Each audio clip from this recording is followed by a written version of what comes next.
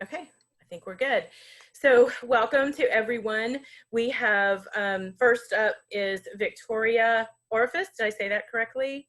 You did. Okay. And she is the Division One Vice President, International Vice President. And so she is going to talk to us today about Employment Edge, and I will turn it over to you. Thank you. Awesome. Thank you so much. All right, so let me get this going up here. Right, so Employment Edge, I was actually so excited to have this one to share with you guys because it's probably by far my favorite of them until Research Edge came out, but we'll just stick with this one being my favorite. Employment Edge is like the perfect Edge program to kind of really prepare you for the workforce and like moving forward in your career, developing career goals. There's like a module for every piece of that. So overall, again, what is it? It's available exclusively to PTK members, alumni, and chapter advisors. And it's all about like trying to help you like understand what employers are looking for.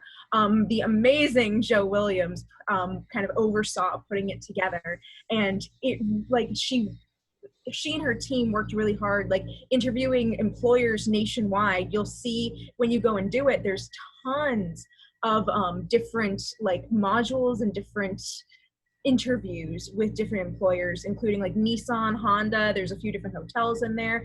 There's even with just nursing programs. So pretty much it goes across almost any career field you can think about, and a lot of the different topics within it are very universal to any career path that you might be going into. There's 4 modules: AIM, ACT, Advance, and Achieve. At the completion of each module, you actually will receive a badge that you can put on your LinkedIn page or your resume or any sort of visual type of representation you're doing if you have a website for each of these modules. So that also I found very, very cool. The first module is AIM. So AIM is all about kind of figuring out what's that goal that you're actually working towards. I've included the learning outcomes for each of these modules, so you can kind of get a bit of a gist of what is the point of each of these modules. So for AIM, this personally, for me, features one of what I think is the most important resources in Employment Edge, which for me, again, is internships. As someone who's a communications major, internships are so important, but that's true of almost any career field. So basically, AIM walks you through the different steps in identifying your employment goals. There's tons of different like employment, surveys and stuff, like to try and give you assessments, there we go, to try and give you the more of a gist of like what you might be interested in doing if you don't have that set in stone yet.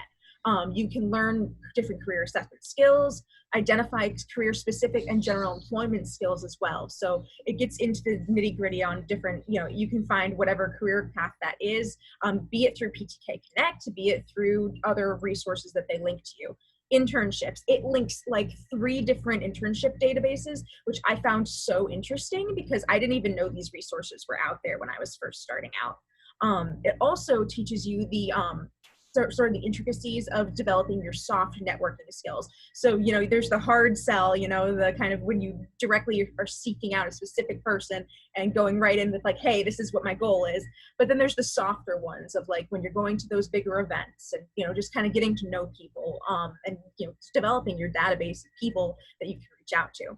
There's also, again, exploring employment advice from real world employers. This kind of starts you off in terms of, the different employers that PTK interviewed and that PTK has exactly, word for word what they're looking for in their ideal candidate. And each of these modules has different ones of those interviews from different employers, which I think is fantastic.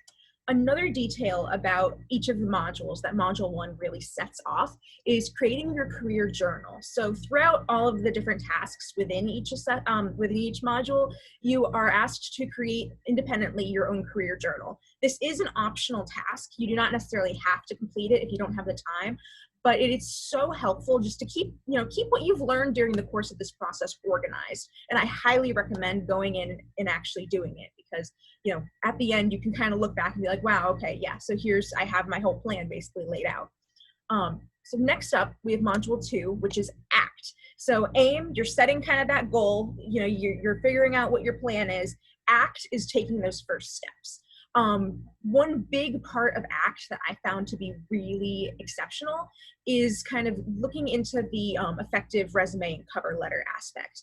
It's really helpful, and honestly, Employment Edge really breaks down everything that's so important about each of these things. I have struggled so much with cover letters in the past, and the way that Employment Edge like talks about it, the way that it breaks down like the process of it and what they're really looking for in a cover letter is extraordinary and extremely helpful.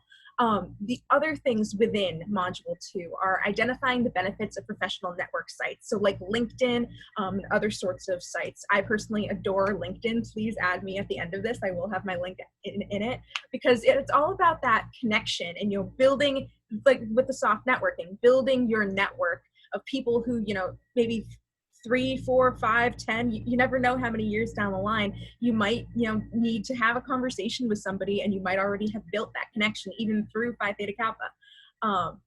Identifying strategies for protecting your online employment reputation, your digital footprint. This is so huge, especially for more of like the traditionally college age students who may not have been thinking about that through their teenage years, but tracking like the fact that everything that you do on social media is there. Everything that you do on social media, employers can see, employers can look at.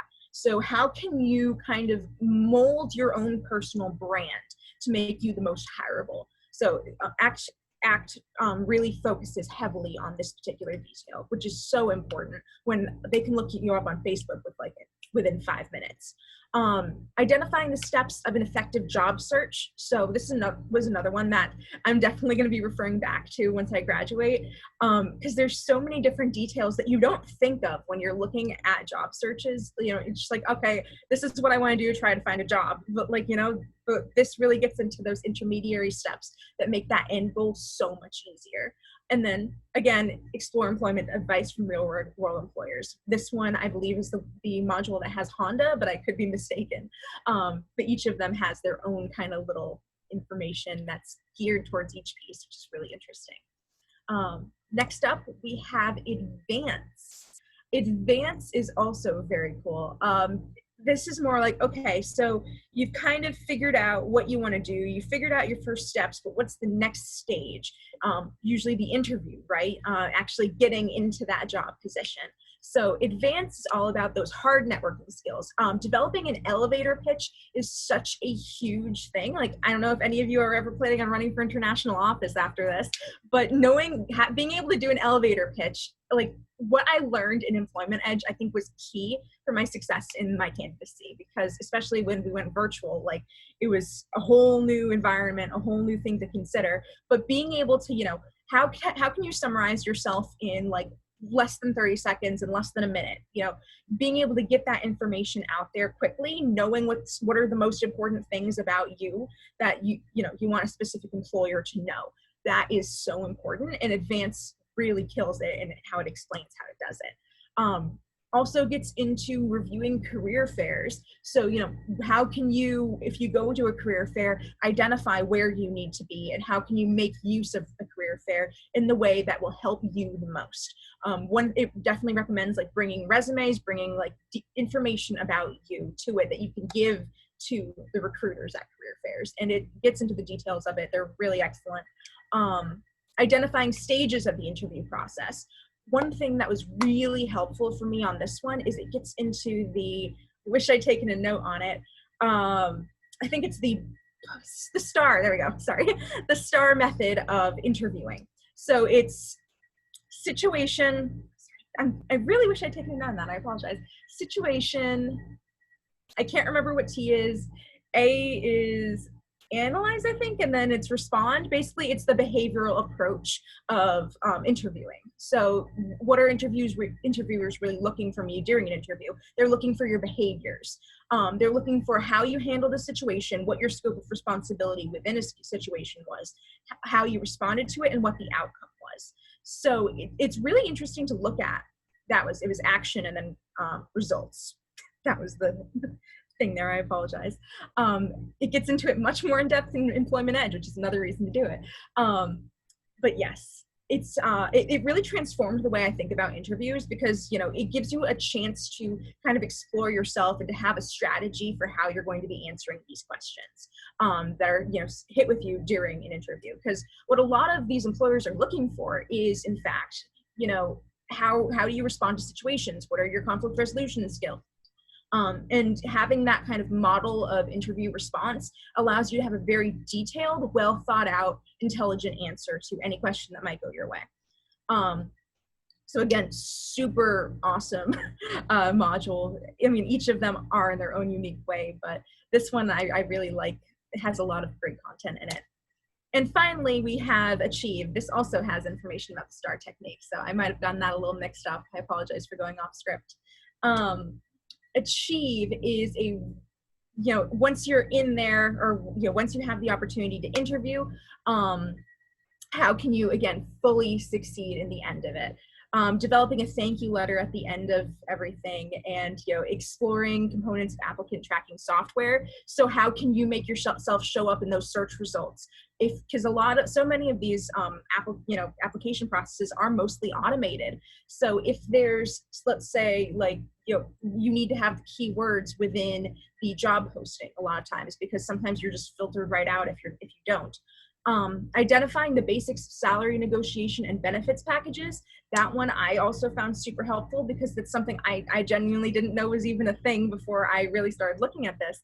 I've been in retail. There's not really much salary negotiation in part-time retail, but once you get into those higher levels, learning about that, and like, wow, okay, there's things that I can ask for. I have some power in this situation. It gets very in depth with that, which is extremely helpful. And again, okay, this actually did have the STAR technique, so I apologize for jumping the gun with that. It was situation, task, action, and result. That was the actual technique, so I apologize for jumping around on that one. But yeah, it's all about so you're in the position, or you've got the interview. How can you take those next steps to make sure that you land the job and you're in the best position possible? So that's pretty much it when it comes to Competitive Edge. I think I've kind of outlined why you should complete Competitive Edge overall, but I hold that there's so much to learn within this program. Aside from these gorgeous badges that you can put on your LinkedIn, it just has a lot of great information that I personally found very helpful. It's broad enough to appeal to just about any career field, and it has tons of information about every step of the process to ensure your personal success in whatever goal you have.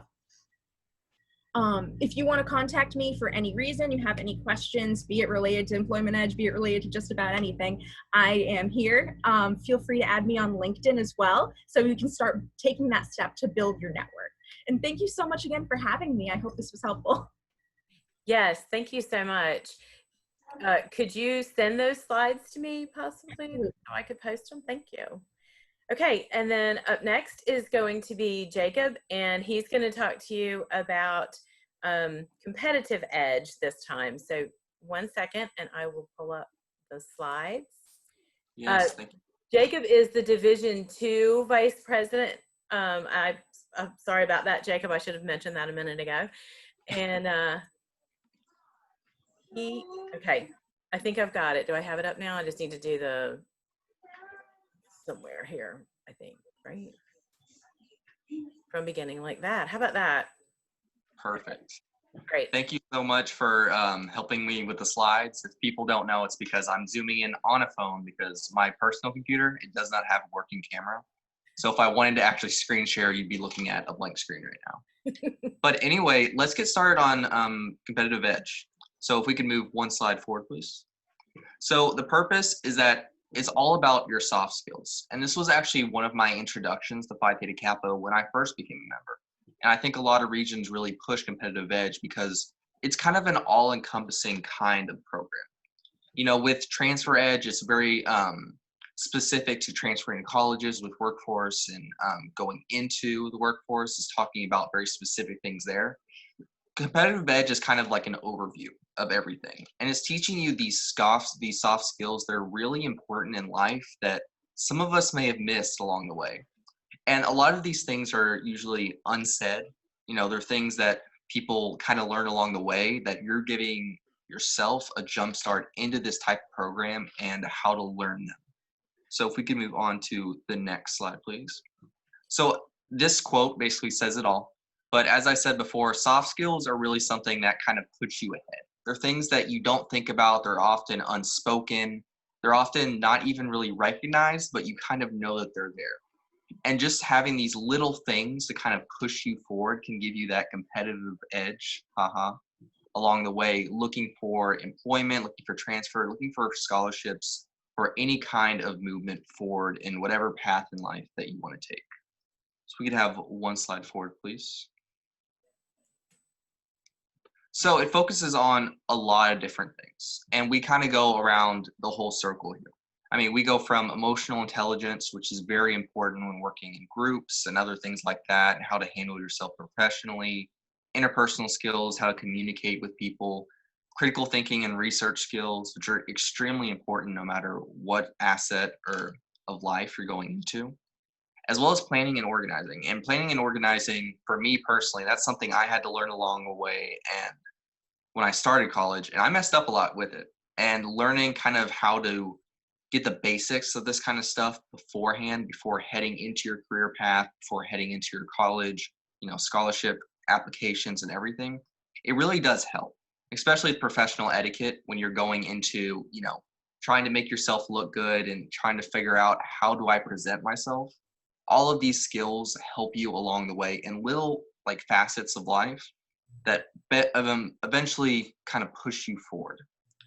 So if we could have the next slide, please. And one of my favorite things about Competitive Edge is that it is a self-paced course. And this means that you can start it at any time, you can finish at any time. And so kind of like with online classes, that you log in, you do whatever you can do, whether you have an hour on the weekend, okay, you'll do an hour of Competitive Edge. Say you have a day free, you just want to knock out a whole bunch of it, you're free to do so. So completely self-paced, you're good to go for however much you can do during that little amount of time you've set yourself. And it's open to advisors and alumni. And I would highly recommend that advisors and alumni also complete it, because first, it's really kind of a benefit to yourself, is that a lot of advisors and alumni may be older, but there's still some skills that you may have missed along the way, or maybe one little fact in this training course that kind of gives you that epiphany moment of, oh man, I never realized I was doing this wrong, or maybe this is the thing I've been missing in my career. So it's very cool. And if we can move on to the next slide, please. And when you're going through the actual Competitive Edge components, you'll have readings and videos, which you'll watch a video about maybe something, you'll have a reading about another little topic, and then you'll take your quizzes. And these quizzes will be multiple choice. You need to score 100% to move on to the next section, but you're not penalized for anything wrong. And the reason why they do this and why they want you to score 100% is that when you're going through these modules and you're learning, you learn that there's certain ways that you can study for things, right? Is you can study for a test and forget the information 5 minutes later, right? And it kind of doesn't benefit you along the way. But going through and making sure you're hitting 100% on the quizzes and making sure that you're really retaining the information, that's the best way to do this, because you can complete this program and just kind of click along and memorize what you need to for the time being, but you're really not going to get much out of it. And the whole reason that you're learning these types of things is to retain the information and use it in your different facets in life. And that's where it's really going to impact you the most and give you the most benefit. So if we could move on to the next. So here's some video examples. And these are just small things that you will learn. You'll have a reading assignment, or you'll have a video quiz. And it goes over, like I said, all different facets. But one thing that I kind of really enjoyed learning about was the body language. I'm somebody who always crossed their arms. And I mean, I crossed my arms in every situation. I think I learned it from my dad. And I never realized that this kind of made me confrontational in a way, unopen. And I would do it to anybody that I met, new, old, whatever. And I had an actual person come up to me and say, hey, you're kind of hard to approach, or something like that. And when I took this course, I saw the body language, and I saw, they even had the crossed arms. I was like, whoa, That's something that I never learned about, and I've been doing for so many years. And I actually made an effort to not do it. And I could see myself change as well when communicating with people, especially when you're meeting new people. So just seeing one little thing in this module and actually applying it to life actually changed how different things in my career and other things were going. Because I learned that, hey, there's maybe one thing I'm doing wrong, or there's one little tip that I can take and then push it forward. And they have lots of different things from critical thinking. Overcoming speech anxiety is a tremendous thing for a lot of students. And kind of learning little tips along the way. This is how you start. This is how you kind of control things along. Going over researching anything. Obviously, you need this, especially if you're going to be in Phi Theta Kappa. Professionalism and social media etiquette. Obviously, Victoria covered this a little bit, but I mean, it's so important in today's world of making sure that you can present yourself professionally, especially across social media where things go out and they stay out there no matter what you say. So just knowing that that stuff stays and that other little things that you may put out may be considered informal or other things along the way that can be traced back to you. It's important to know. It's important to kind of keep that information to yourself so you know that whenever you're putting something out, you're putting out the best version of yourself. So if we can move one slide forward. So you don't just get the soft skills and little things like that for completing a course. You also get a lot of recognition. You get a certificate of completion, you get enhanced letters of recommendation, and a resume addition, and you also have the opportunity to purchase a 5-star member pin, which I actually have right here, and we have a picture of it going on later if we move one slide forward.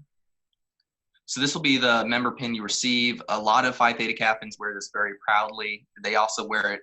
It's basically from where I come from, Texas. We wear our key pin and our 5-star pin, and that's like the basis. And I'm sure it is everywhere else, but I just know personally. So it's a very important part of Phi Theta Kappa to kind of go through this. And like I said, it was my personal introduction. So if we move one step forward, I'm very excited to announce or talk about that a lot of the EDGE programs have been getting either new programs initiated or they've been kind of revamped. And the new competitive EDGE will be revamped, will be launched by early fall 2020. So it should be coming very soon.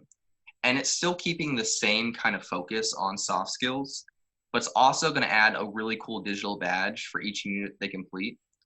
And so it'll be just like the other PTK EDGE courses in that effect. And like Victoria was talking about earlier with LinkedIn, you can have these little personal badges below your account and little things like that. And it'll be going over a lot of new material as well.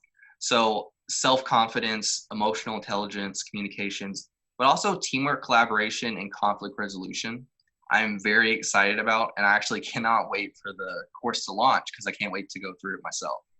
Because especially going through being in Phi Theta Kappa, if you've never worked through a team before, there are some times that there can be, conflict or people have trouble collaborating with certain issues. And I think having this in the new competitive EDGE is going to be excellent. And I literally just cannot wait to go through it myself because I know there's going to be so many skills that I can pick up along the way. But this is competitive EDGE. We can go one forward. As I said before, it's basically an overview, and it's kind of like a broader aspect of the other specific EDGEs you'll get into later. It's a great starting point. It's a great kind of introduction to the program and how it works. And if you have any questions, please email competitiveedge@ptk.org or Jennifer Sanford.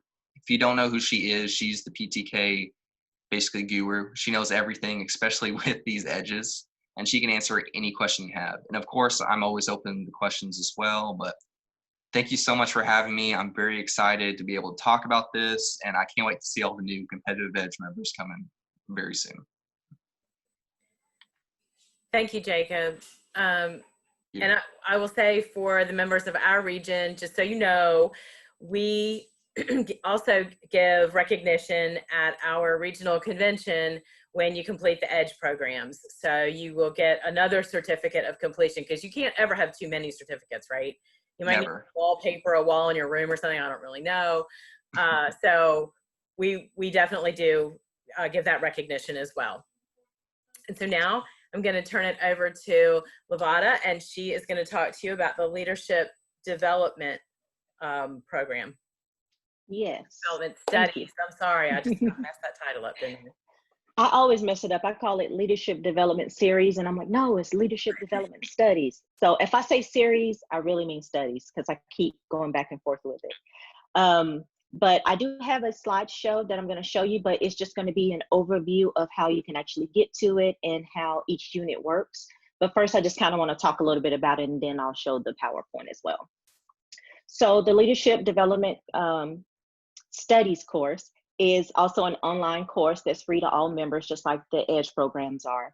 They are self-paced, and you can do them in the comfort of your own home. Most leadership courses or leadership workshops that you guys are going to take, you have to go to a meeting room. You're going to be, if you're like me, you're cold and you're uncomfortable and you want your jacket on and you're really not focused. This gives you the ability to sit behind your computer, get a quiet space, and actually focus on what you're doing. And I tell you that you're going to need this focus because this Leadership Development Studies course is very intense. It will help you if you do it the correct way. Another benefit of it is that any member can do it. You don't have to be an officer. Some people may think, oh, it's for leadership, it has to be a chapter officer. It does not. Any member is qualified to do it as long as you paid your dues, of course. It also helps you with scholarships. So say that you are a Phi Theta Kappa member in a chapter and you haven't become a chapter officer, you didn't have time to do it, or there's something that not really interests you, but you want to apply for those scholarships within PTK or on the outside. This can give you the information that you need to put on your leadership part of your scholarship. It can give you the heads up on some of the jobs. So if you're applying for a supervisor position, most supervisor positions want you to have supervisor experience. And if you don't have supervisor experience, how are you going to get it if they won't give you the job in order to get it? So the way that I see people getting around it, I've been in HR for over 10 years. And the questions that we ask are, tell me about a time when you had to do something with this team and conflict resolution, different scenarios like that. If you haven't been a supervisor, you've never been over a team and you've never had that situation. When you go through this Leadership Development Studies course, it will actually give you a lot of different things to think about. It helps you with your problem solving skills. It helps you think quick on your feet, because in most positions, you're gonna have to think quick on your feet to solve the issue and de-escalate the situation.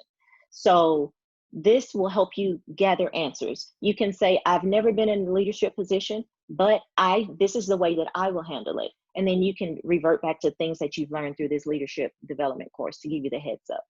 As an employer, that's what we look for, someone that's taking the initiative to get out there. They know they don't have the experience, but they're still going to get out there. They're still going to put themselves out there and actually go above and beyond and take this course and then come back and say, this is what I would do.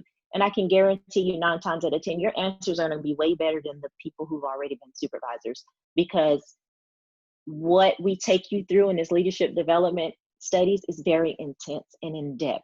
So you're going to have a lot more information. You'll have the leg up on the competition at any time, scholarships or applying for a job position. Also, I did tell you it was very intense. Take the time and set aside time to actually complete it. I know when I did my 5-star competitive EDGE, it was in the summer, and I thought, I'm not taking summer classes. I can do it. I'll just spend every day just doing it. But then my chapter started research for our Honors in Action. And I didn't know how much I was going to be doing because I was a new officer, but I quickly found out that I would not have time to do anything else except for research.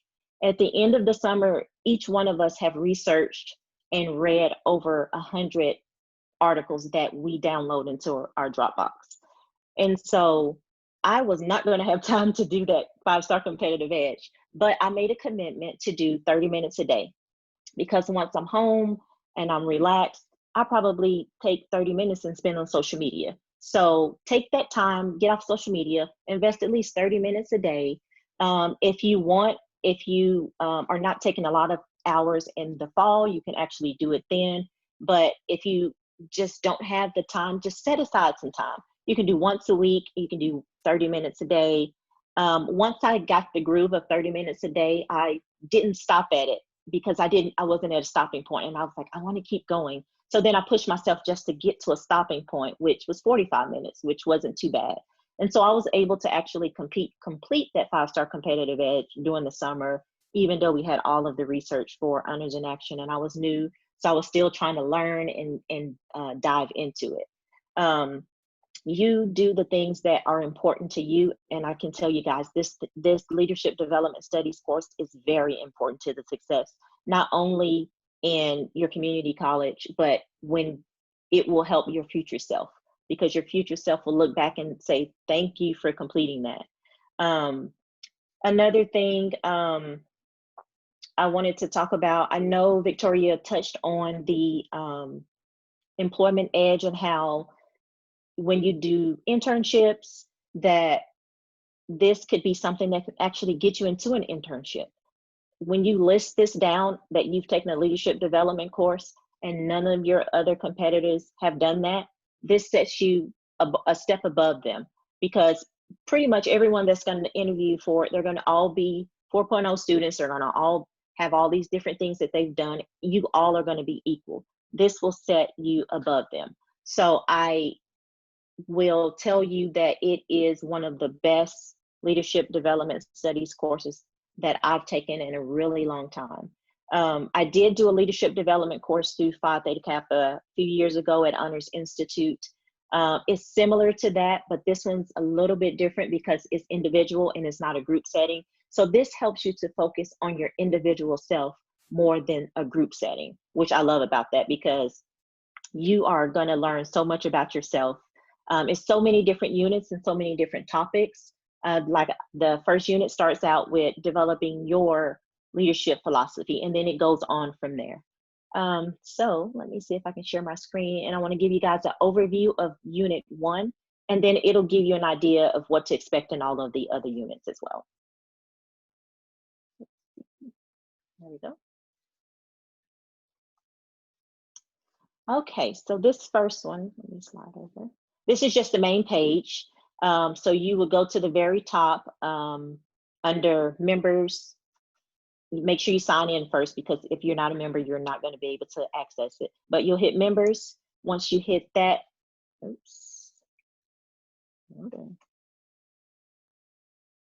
There we go. Once you hit members, then it will take you to a list. You go all the way down to programs.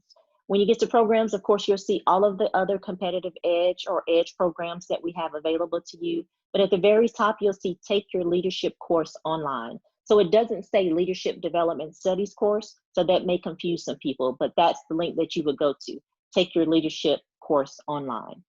After you click that, it will take you to the main page. So it's pretty simple. Your name's at the top right, and then all you have to do is click on this Leadership Development Studies curriculum.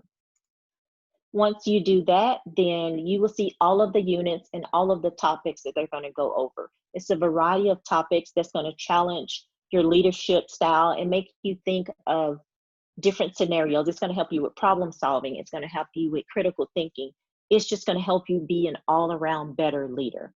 So in each one of the units, you will have different things that are listed here on the left that you will have to complete. So the first unit is developing a personal leadership philosophy. The next one, leading by serving, and so forth. You'll end up with empowering others in Unit 10. So each unit will have a brief introduction about the unit and what you should expect in the learning outcomes. It will be a classic case, so it will give you someone to focus on, and then it will give you some objective questions as well.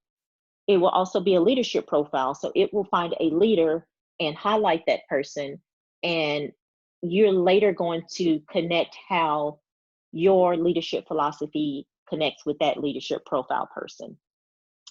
It will be a combination of readings, it will be TED Talks, it will be podcasts and videos. Not all units will have all of them, but most of them will have the majority of it. The leadership journal instructions, you do have to fill out a leadership journal.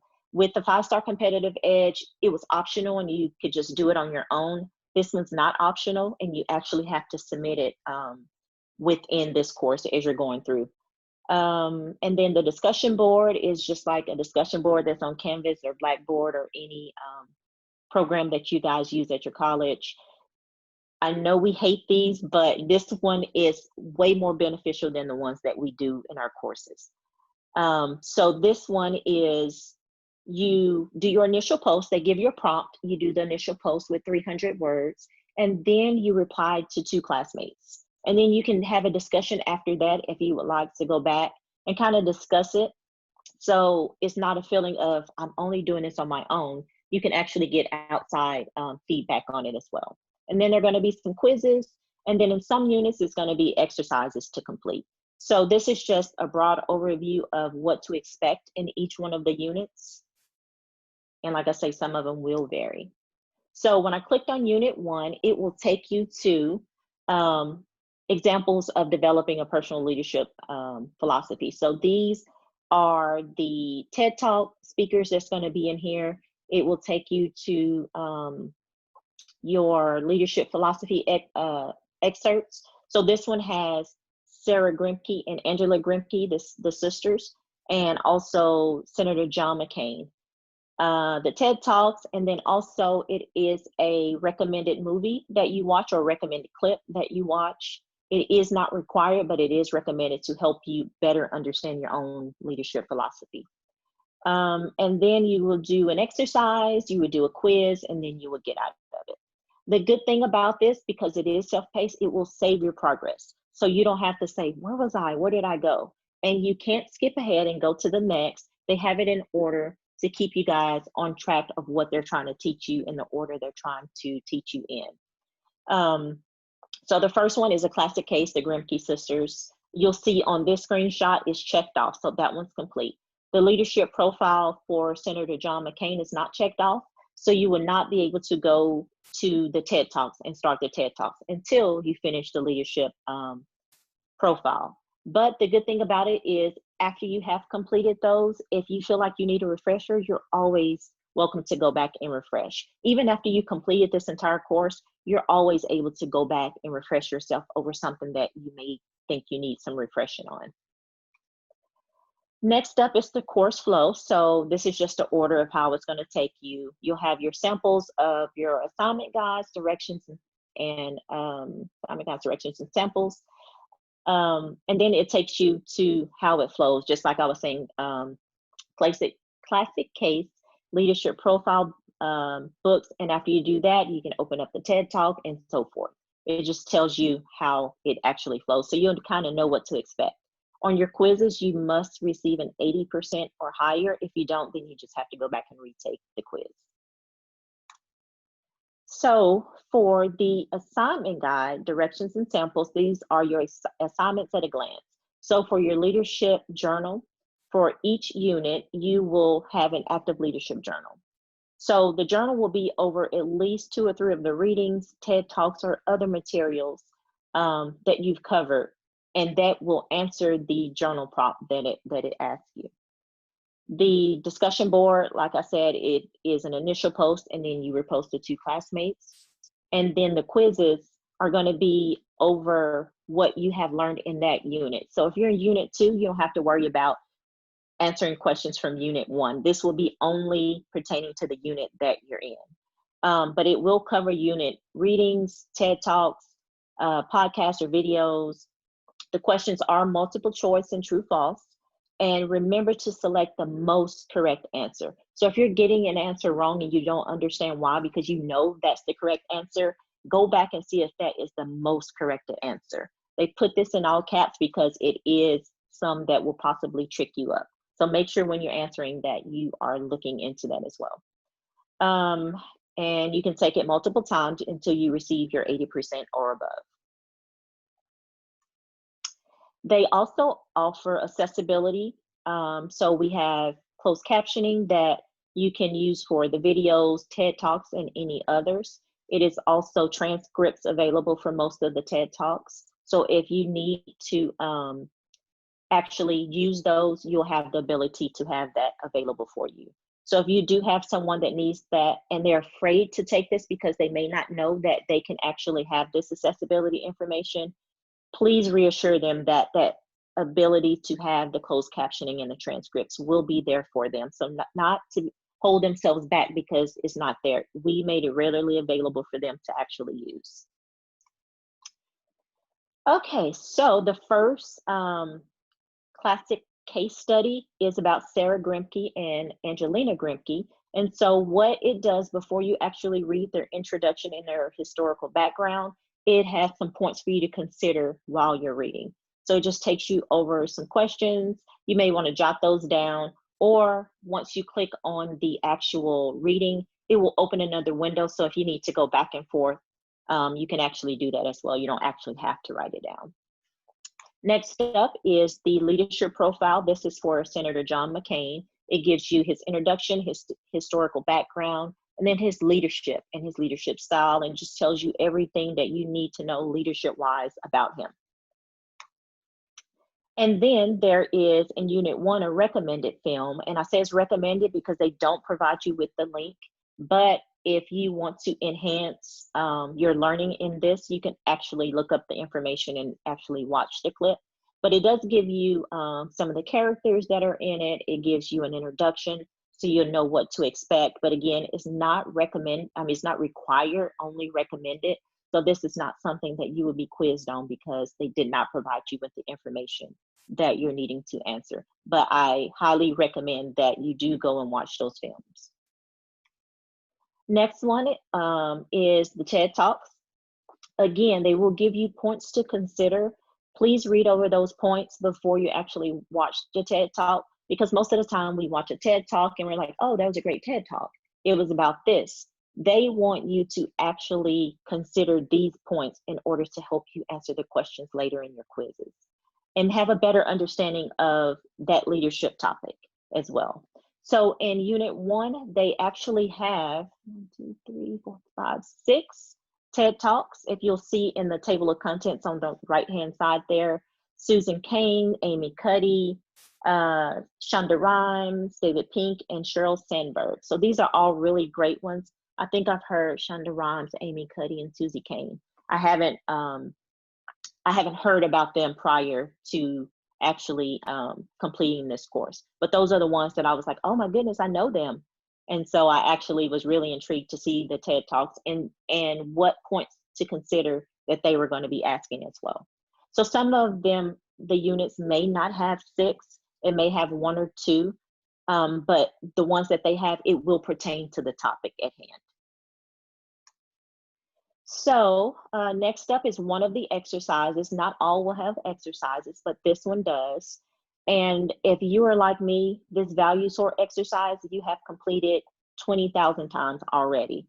Whether you've been in Phi Theta Kappa or it's another organization that did it, you have completed this probably a ton of times. Even if you have completed this one, I recommend that you still put your all into doing it, because I will tell you, when I completed it as an international officer, my values changed from when I was a chapter officer. My values even changed from when I was regional president. That shows that I have grown, and it shows that the things that I have learned from my peers. I work with a lot of diverse groups of people, and they have helped me to learn that maybe this is not just saying any of these values are wrong, but maybe these are not my top 5 anymore. Maybe I have evolved and these are my top 5. When you're doing value sorts in a group, it's a little bit harder because you're not fighting, but you're trying to plead your case with others. But this value sort exercise is all about you. You pick your top 5, you repeat and pick your top 2, and then you have to pick one that you're willing to fight for. And I can tell you, this was very, very difficult for me. Even though I've done it 20 times, it is still difficult because I'm not the person that I used to be. I've grown over the years as a leader.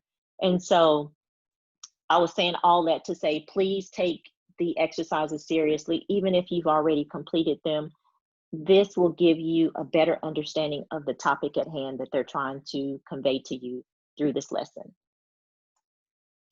Another exercise that they have in Unit 1 is assumptions about people. On this one's no right or wrong answers. And for me, all I did was just jot down my answers on a piece of paper to get your scores. Pretty simple. And next up is the Leadership Wiki Journal. So what they want you to do is to read in bold the prompt that they want you to respond to. This is not your typical journal like in 5-Star Competitive Edge when you kept your journal and it was just something you typed in or something you wrote just for your own personal benefit. This journal is to be kept onto your leadership development course plan here. So it will, let's see, if you need to see one, you can actually click on assignment guides, directions, and samples to see an actual sample of an entry. But what they want you to use is the 2 or 3 readings, TED Talks, and other materials used in a unit to help you answer that entry prompt. Also, if you use direct quotations, they want you to cite them as well. So this is more formal than it is texting or text talk is what I call it. This is more formal. They want you to use MLA or APA documentation as well as citing. If you use quoting or paraphrasing, they want you to cite with the author's name and page number as well. When you're answering these, they want you to consider and connect your material to the following: your own personal life, other people you share your leadership philosophy similar to, your community as a whole, and society at large. Next up will be the discussion board. The discussion board is very similar. It is more formal. They want you to use MLA or APA format. Your responses should be 30 words in length. And then your initial post, should be 30 words in length. And then I believe it's 200 words in length for your responses to your other classmates. I know a lot of us hate doing these discussion boards because we're like, oh, why do you have to do these discussion boards? They're not helpful. I will personally tell you these discussion boards are extremely helpful. You're going to answer the questions that have the bullet points behind them, and then you're going to have people that are like-minded, like you, responding. And then it gets your mind to thinking, oh, I didn't think about it that way. And then you guys can have a discussion back and forth. But you still just have to have your initial post and then your 2 required classmate responses. Again, if you need a refresher on MLA or APA citations, they do have a link for the Purdue OWL, and it will open up in a separate link as well. And that's the end of the slideshow. Once you get into it and you've completed it, they will send you a certificate, but I will tell you that it is a very great course to take. It is in depth and it will make you think. When you're taking it, you may feel like this is who I am, and then it may change your mind and you may be like, maybe that's not who I am. Maybe this is who I am. And it helps you figure out who you are as a person, as a leader, and who you want to continue to be as a leader. If you have no leadership skills at all and you're afraid to be a chapter officer, this is something that you can take to help you build that confidence to become a chapter officer. And if you don't want to be a chapter officer, like I say, you can use this in your jobs and your careers that you want to advance into as well. So my recommendation, please take it. It will take you a long time, so please schedule out time to do it, but it is well worth your time. Thank you so much. And I wanted to make one more comment. Well, 2 things. First of all, I neglected to tell you that Lovato is your international president, and I should have said that earlier, so I apologize for that. It's no problem. And then, she mentioned that you can go back into it. If you want to refresh yourself about something, that you can go back into it. That's the same case with what Victoria and Jacob were speaking about. You can go back into any of those EDGE programs as well. If you've remember that there was something in there, and I can't put my finger on it, but something about that elevator speech, and I really need to go back and look at that. You can, once you're finished, you're not locked out. So I just wanted to make sure that everybody understands that. And I think that's one of the really great things about these programs, actually, is you're going to keep learning. You might already get that badge, and you might already get the pin, because those are so important, but you can certainly go back in there and still keep pulling from them. And so then next up, we have Dr. Kristen Leverance from Coastal Carolina Community College in Jacksonville, North Carolina. And she's going to talk to you about stress management. I feel like all of us probably need a lesson on this, probably more than just a few minutes too, if my life is any indication. Give me 1 second and let me get that screen up for you. Thank you. Yeah, I think I was finishing up this presentation yesterday and telling my daughter how stressed I was because I was doing like 5 different jobs yesterday. And I was like, yes, so I'm using what I'm talking about here. So thank you for the introduction. My name is Kristen Leverance. So this is stress management, which I think is something important for all of us to talk about.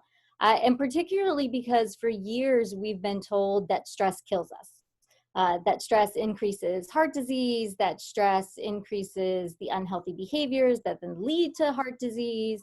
And what the research is actually finding, and if you have any interest in this, you might want to just Google TED Talk, stress kills you, and you should see a TED Talk pop up.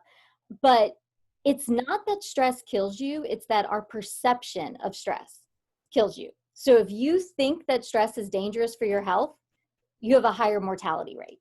If you don't think of stress as dangerous for yourself, if you think about stress and specifically the signs of stress like increased heart rate, increased blood pressure, things like that, as giving you the energy you need to tackle that task, it has not been found to be associated with an increased mortality rate.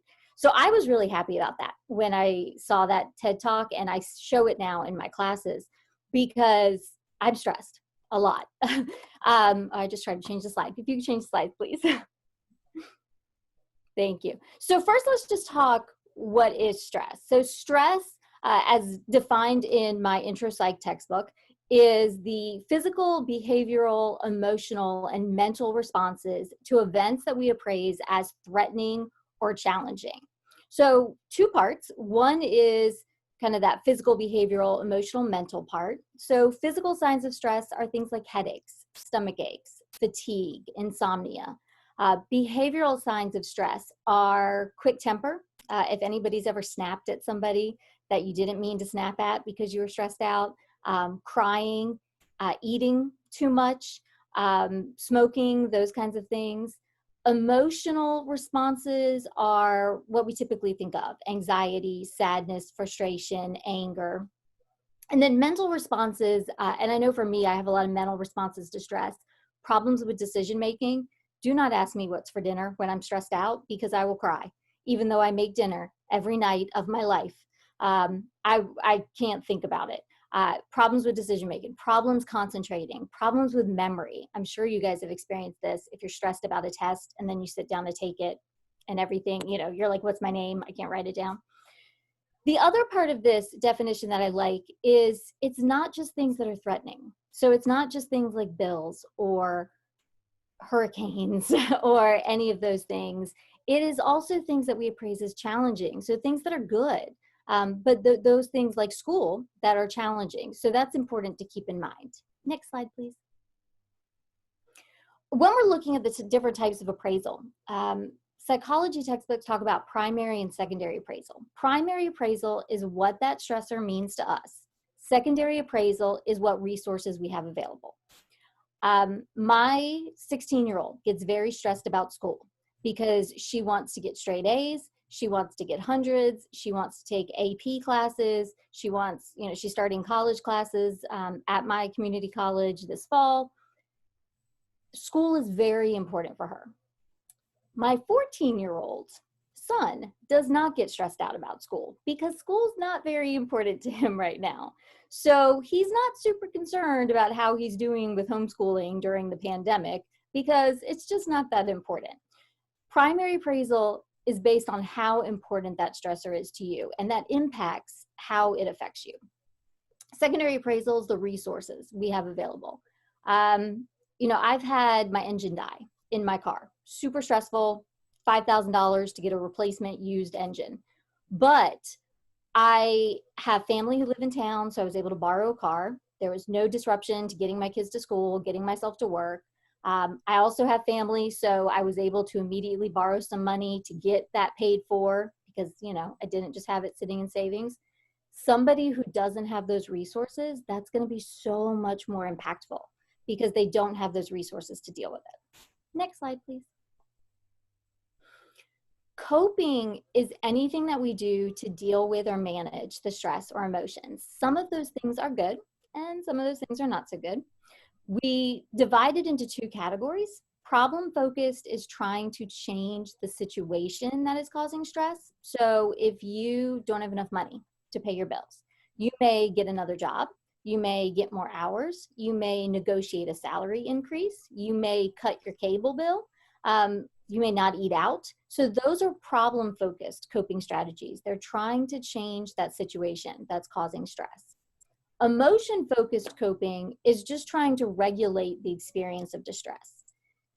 Sometimes we can't do anything about stressors. Sometimes we can't actually address the situation. So if you are stressed out about your classes, dropping out is probably not an option for you. Hopefully it's not an option for you.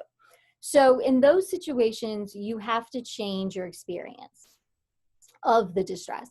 That might be making a joke. I mean, this is why we talk about first responders having dark humor. It might be journaling or venting to a family member or loved one. I call my mom and I'll just vent to my mom. It may be working out to regulate that physiological feeling of distress. It's not doing anything to address the problem itself, the situation itself, but it's changing your emotional reaction. Now, sometimes that might also mean we do things like self-medicate with alcohol or smoking or other drugs. Those are things that might not be as healthy. It might also mean, you know, you have a test tomorrow, who cares? You're just not going to think about it. You're just going to go out tonight. Well, if you could go out because of the pandemic. But, you know, you're going to do something else. You're going to binge Netflix instead of studying. That's not going to help you, even though it makes you feel less stressed in that moment. Next slide, please. Self-care. This has been a huge buzzword. I think the last like 10 years or so, people talk about, you know, self-care strategies. And some of the articles you read about self-care are really extravagant. It's like, take a vacation. Okay, that's not a self-care strategy I can do right now. You know, take a bubble bath with candles and a glass of wine. Okay, really, like, I'm thinking about things like right now, if my brain is about to fly out of my head, what am I going to do? Breathing. When we get stressed out, we really don't breathe. We breathe at a very shallow level. So all of us can just take a deep breath and feel instantly a little more relaxed. I was practicing this presentation because I like to run through it, you know, before I do it.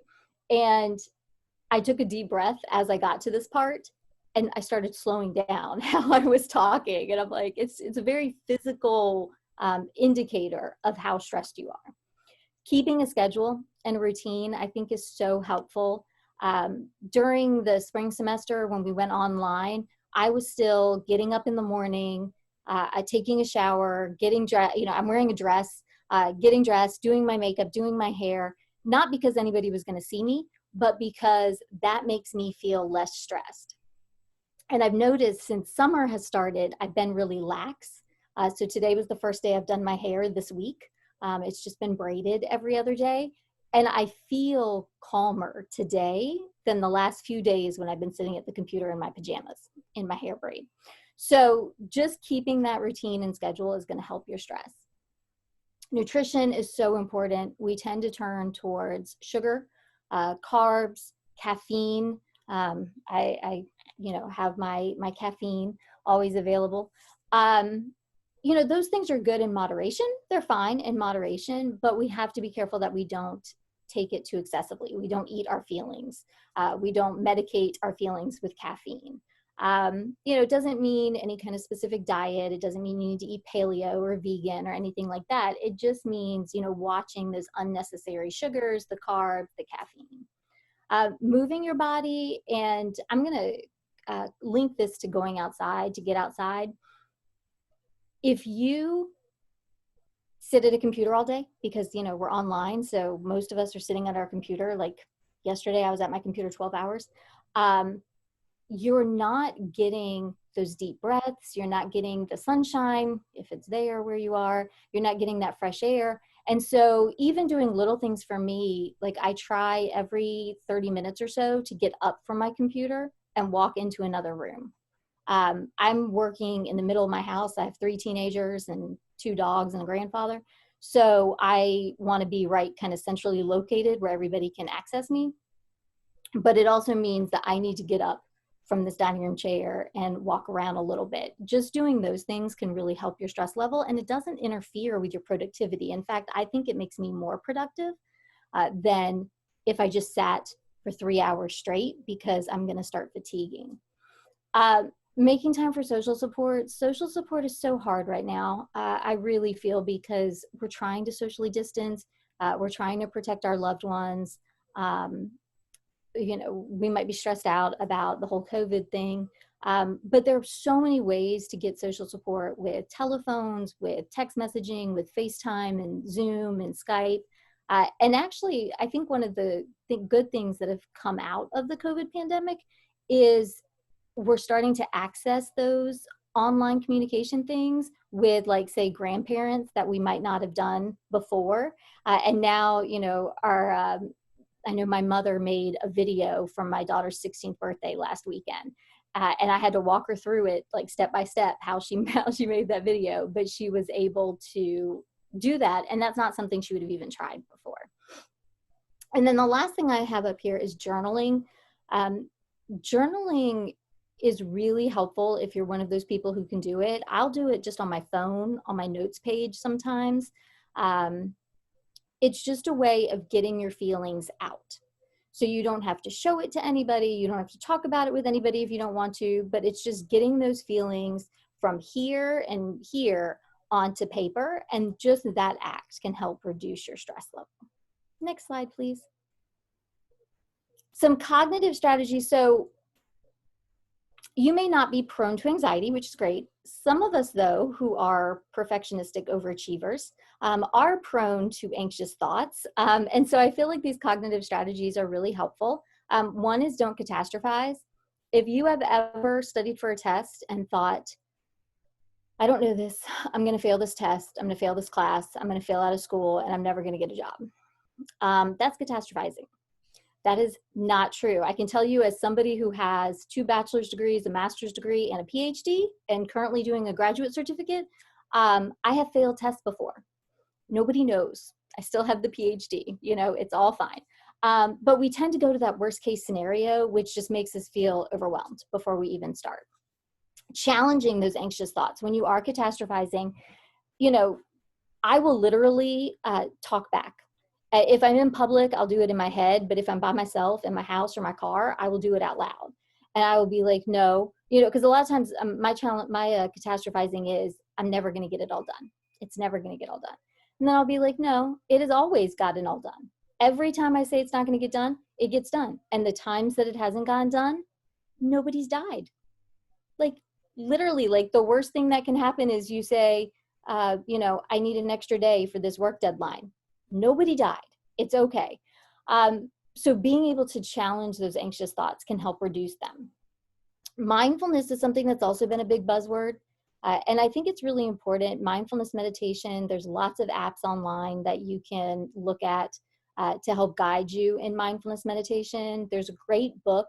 It's called something to the effect of like 10 weeks to mindfulness, and it gives you a 10-week guided plan. For those of us who have a hard time with mindfulness meditation, it was really helpful for me. But mindfulness is really just noticing your thoughts and not judging them. It's not your thoughts that cause stress, it's the judgment you place on those thoughts. So when that intrusive thought jumps in my head of, you know, I'm never going to get this done, I'll get it done and I let it go. You know, I don't sit there and think, oh my God, you know, we sometimes get stressed out thinking, why am I thinking this? Like, we get mad at ourselves for the intrusive thought, even though it's not our fault for the intrusive thought. So mindfulness is just noticing it, but not placing that judgment. Grounding, I'll just cover this really quick. If you have any interest in this and you don't know about it, you know, looking it up is great. Grounding is just a way of focusing yourself on the here and now to take away that sense of impending panic. Grounding is something that's talked a lot about for people who deal with panic attacks. And there's different ways to ground. So like self-soothing is things like, drinking a hot cup of tea or taking a hot bath or using a grounding stone, like something that you rub. The 5 senses might be a weighted blanket. Love my weighted blanket. All of my children have one. I have one. They're amazing. It might be a scent. So there might be a familiar scent that helps kind of calm you down. Looking at your body is things like standing barefoot on the ground and feeling that connection with the ground, or listening to music, or working out, some sort of physical activity. Observation, I do this a lot with my youngest who has anxiety, where we'll talk about, what do you hear right now? What do you see right now? What are you feeling right now? What are you tasting right now? What are you smelling? So that kind of thing. Distract is trying to get your mind focused on something else. So they talk about counting by a certain number, or naming things in a specific category that requires all of your thoughts. And the idea is you just want to derail those intrusive, anxious thoughts.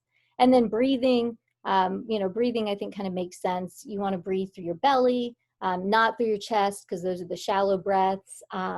Sometimes they recommend like counts. So you breathe in for 4, hold for 7, breathe out for 8. And it's just a way to slow that breathing down. Next slide, please. I would be remiss in a presentation on stress management if I didn't talk about warning signs of anxiety. So we've all experienced these, right? Physical symptoms, jitteriness, muscle tension, fatigue, difficulty sleeping, or we may find even that we sleep too much. So I'm one of those that I have really bad insomnia when I'm stressed out, but then it's hard to get up in the morning when my alarm goes off.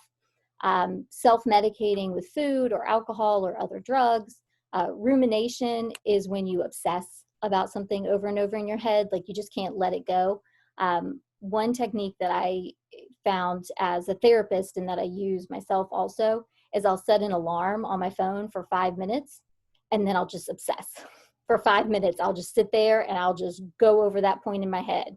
And then once the alarm goes off, every time after that, when that intrusive thought pops into my head, I've already worried about this. I don't need to worry about it now. I've already worried about it.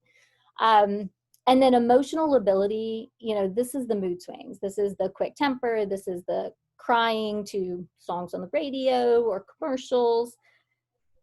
All of us experience some of these some of the time. But when you are experiencing multiple ones of these more days than not for multiple weeks, that's what we consider starting to get into that anxiety, where you may want to look into, talking to someone, a counselor at your school, or a family member, or reaching out for therapy. As a former therapist, I'm a big proponent of therapy. I think therapy helps everyone personally, like as a personal growth. But we also need to know that there's no shame in reaching out for help, if you need help with these specific things. Next slide, please. And then, of course, I included my textbook reference because I'm a good, APA scholar. But then there's also 2 links in here. I just did some Googling for stress management for college students and looked through the links and picked a couple that I thought were really helpful. The one from Psych Central has a lot of great tips in there for students. And then the infographic from Purdue also has a lot of great stuff, a lot of which I talked about in this presentation, but you may want to check out, with all that extra time you have, that you're not dealing with other stuff. But thank you, that's my presentation. Thank you so much, Kristen. At this point, I will open it up. If anyone has questions that you'd like to ask of anyone, we still have the international officers with us, and Kristen obviously is here. So if anyone has any questions, please feel free to ask.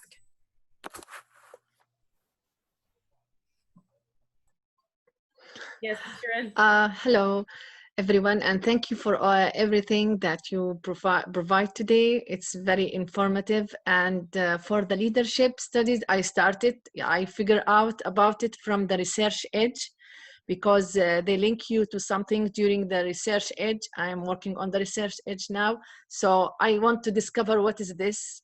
So I click the link, then I navigate the site so I know about it. So I said I will be working, like sometimes you are stressed to do all the edge ones. So I try to do variety. Like I start a little bit here, a little bit here. So I like, and like give time for each edge. So I have like, for me, I'm working on Honor in Action project. So I want to get what is the research edge completely information right for me, because I can help the member to understand what we have to do. So they are informative a lot. Yeah. So thankful for this and for every one of you for even mentioning that. So I will share this with my members of our chapter. And for the stress, thank you. I have been stressed when I left my work. So I feel something you said, it's related also to goals, like, or like your goals to build your personal development. So when I manage my stress, like I build something related to my personal development, like how I will be more confident, that I don't put myself all the time in stress. Sometimes we feel like we happy to grieve, you know, so like you feel the situation and you sit on this.